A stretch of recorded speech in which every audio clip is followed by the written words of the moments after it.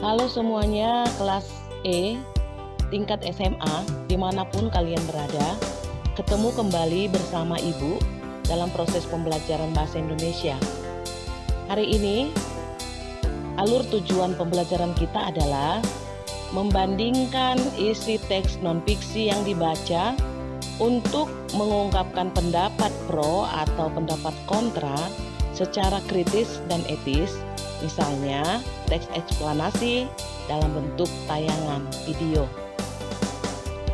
Nah, untuk bisa membandingkan isi teks non-fiksi yang dibaca untuk mengungkapkan pendapat yang pro dan kontra secara kritis dan etis, tentu kita harus paham dulu apa itu teks non-fiksi dan apa itu pendapat yang pro dan pendapat yang kontra secara kritis dan etis. Pada pertemuan yang lalu, kita sudah memahami apa itu pengertian teks non-fiksi. Teks non-fiksi adalah buah pemikiran atau pendapat penulis yang dikembangkan berdasarkan fakta, data, kejadian, atau rujukan yang dapat dipertanggungjawabkan kebenarannya. Bisa juga diartikan bahwa teks non-fiksi adalah teks yang isinya bersifat faktual. Sementara itu, pengertian teks eksplanasi adalah teks yang berisi penjelasan tentang proses terjadinya peristiwa atau fenomena alam, sosial, budaya, atau yang lainnya. Sementara ciri-ciri teks eksplanasi adalah teks terdiri atas pernyataan umum, deretan penjelas, urutan sebab akibat dari suatu fenomena, dan interpretasi. Interpretasi artinya adalah pandangan atau simpulan. Ciri yang kedua, memuat informasi berupa berdasarkan fakta dan menjelaskan sebab akibat suatu peristiwa. Sekali lagi, fakta dan sebab akibat. Nomor 3, hal yang dibahas yaitu suatu fenomena yang bersifat keilmuan, misalnya yang berhubungan dengan ilmu pengetahuan atau sains. Yang keempat adalah teks harus bersifat informatif dan tidak berusaha untuk memengaruhi pembaca agar percaya hal yang dibahas. Berikutnya kita perhatikan struktur teks eksplanasi. Struktur teks eksplanasi terdiri dari 3, yaitu identifikasi fenomena, kemudian penggambaran rangkaian kejadian, kemudian ulasan atau review. Identifikasi fenomena itu maksudnya mengidentifikasi sesuatu yang akan diterangkan. Jadi mengenali sesuatu yang dibahas atau yang diterangkan dalam teks eksplanasi tersebut. Kemudian apakah maksudnya penggambaran rangkaian kejadian itu? Itu artinya kita harus mampu merinci proses kejadian yang relevan dengan fenomena yang diterangkan sebagai pertanyaan atas bagaimana atau mengapa. Jadi nanti eksplanasi itu adalah jawaban pertanyaan dari bagaimana atau mengapa. Nah, rincian yang berpola atas pertanyaan bagaimana akan melahirkan uraian yang tersusun secara kronologis ataupun gradual. Dalam hal ini, fase-fase kejadiannya disusun berdasarkan urutan waktu, ya. Nah, kemudian rincian yang berpola atas pertanyaan mengapa akan melahirkan uraian yang tersusun secara kausalitas. Ya, kausalitas itu sebab akibat. Dalam hal ini, fase-fase kejadiannya disusun berdasarkan hubungan sebab akibat. Ya, itu yang akan menjadi inti dari pemberitaan sebuah eksplanasi. Apabila bisa ditanya dengan kata bagaimana yang akan melahirkan urutan-urutan atau peristiwa yang kronologis atau gradual, kemudian disusun itu berdasarkan urutan waktu, ya, urutan waktu.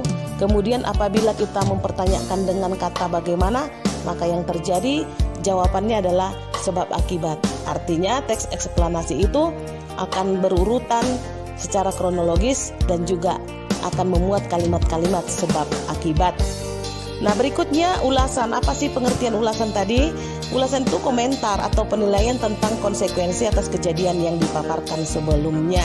Jadi nanti di situ ada opini tentang urutan-urutan kejadian ataupun sebab akibat kejadian. Kemudian komentar itu bisa berupa respon penilaian tentang pemikiran seseorang untuk menjelaskan suatu hal, tetapi kebenarannya belum pasti. Pendapat atau hasil pemikiran memunculkan reaksi seseorang setelah melihat, mendengar, ataupun merasakan sesuatu. Reaksi itulah yang disebut dengan tanggapan. Tanggapan dapat berupa persetujuan, sanggahan, pertanyaan, atau pendapat dengan alasan yang logis. Nah, untuk selanjutnya kita bisa melihat bagannya. Pendapat itu menghasilkan respon. Respon itu bisa berupa tanggapan pro atau tanggapan yang mendukung. Respon itu juga bisa menghasilkan tanggapan yang kontra atau yang tidak mendukung. Nah, bagaimana cara kita agar dapat mengemukakan pendapat dengan alasan yang logis? Maka jawabannya adalah dengan terlebih dahulu memahami isi teks yang akan diberikan pendapat. Kemudian menemukan sebuah opini yang berada dalam teks, memberikan komentar yang dapat diterima oleh akal sesuai dengan opini yang ditemukan dengan mempertimbangkan kelogisannya. Contoh misalnya seperti ini. Ada sebuah pendapat yang mengatakan perubahan tata guna lahan merupakan penyebab utama banjir dibandingkan dengan yang lainnya. Maka pendapat yang pro bisa kita buat kalimatnya seperti ini yang tertulis di dalam video. Memang tata guna lahan dapat menjadi penyebab utama banjir. Contohnya bila suatu hutan yang berada dalam suatu aliran sungai diubah menjadi permukiman, debit puncak sungai akan meningkat antara 6 sampai 20 kali. Itu adalah kalimat yang mendukung pendapat yang sudah kita buatkan tadi.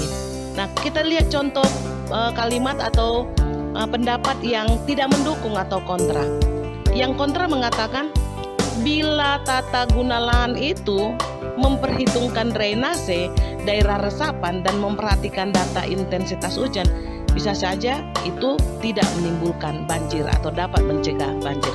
Nah, itulah contoh pendapat yang kontra, contoh pendapat yang pro terhadap sebuah pendapat penulis.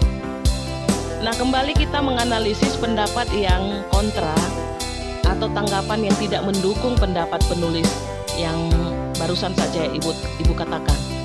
Nah, itu pendapat yang kontra sudah berdasarkan keilmiahan, sudah kritis.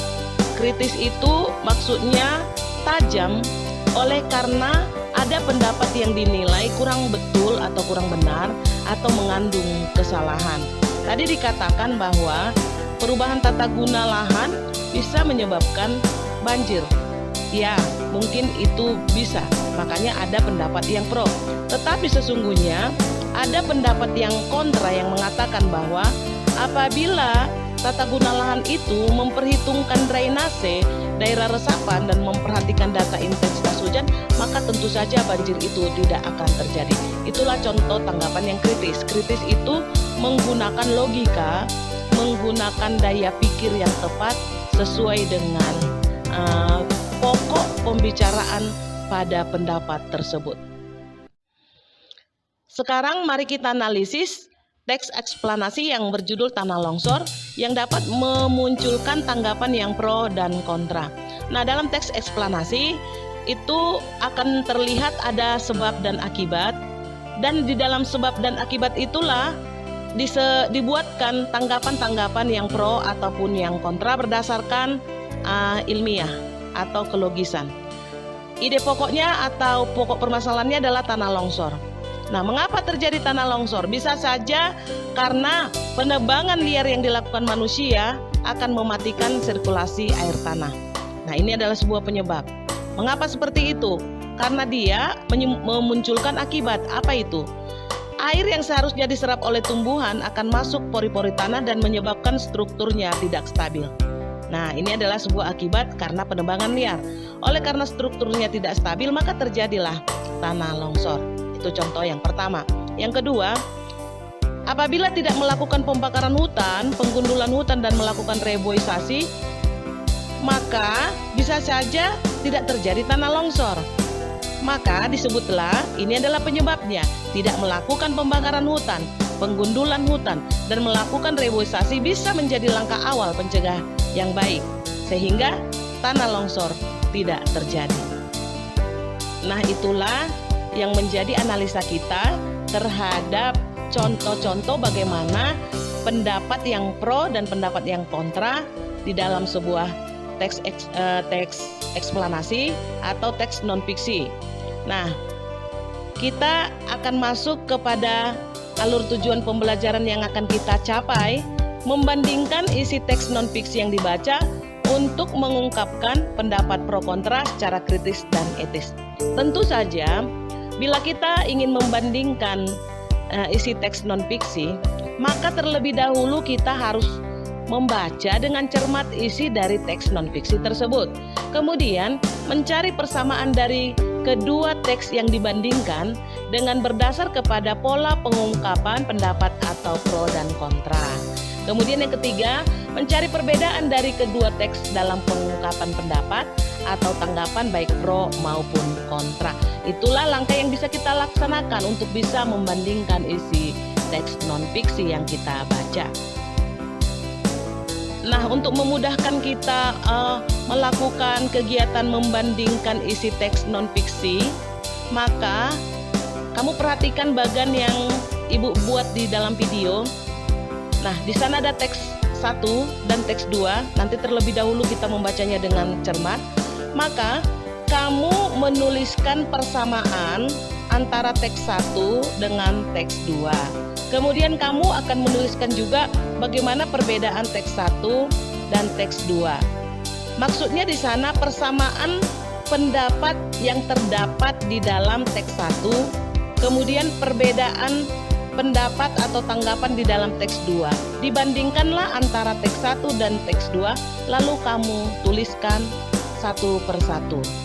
Setelah kita dapat melihat persamaan ataupun perbedaan pendapat atau tanggapan dalam dua teks eksplanasi yang berbeda, kita dapat mengambil kesimpulan perbandingan isi teks non-fiksi yang dibaca untuk mengungkapkan pendapat pro kontra secara kritis dan etis.